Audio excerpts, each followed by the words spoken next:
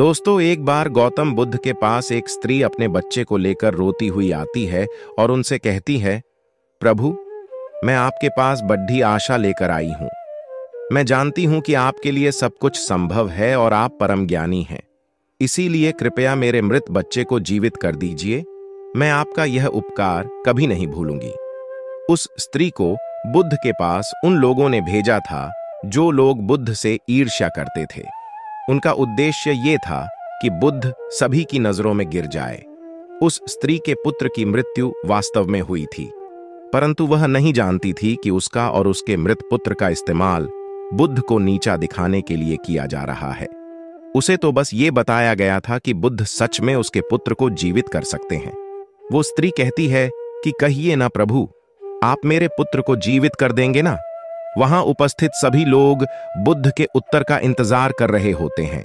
बुद्ध कहते हैं, हाँ, मैं तुम्हारे पुत्र को जीवित कर सकता हूं। बुद्ध की ये बात सुन वहां उपस्थित सभी लोग बहुत चौंकते हैं और वह स्त्री बहुत प्रसन्न होती है। फिर बुद्ध कहते हैं कि परंतु तुम्हें एक कार्य करना होगा। वह पूछती है, क्या कार्य करना होगा मुझे प्रभु?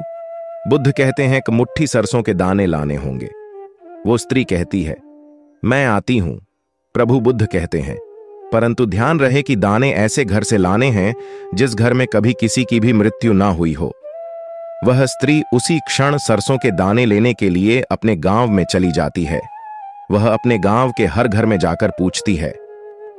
उसे सरसों के दाने तो हर घर में मिलते हैं, परंतु उसे ऐसा कोई घर नहीं मिलता जिसमें आज तक कभी किसी की भी मृत्यु ना हुई हो।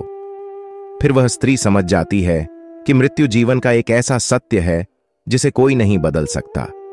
वह स्त्री बुद्ध के पास जाती है और कहती है, मैं इस बात को कहीं ना कहीं जानती तो थी, परंतु स्वीकारना नहीं चाहती थी।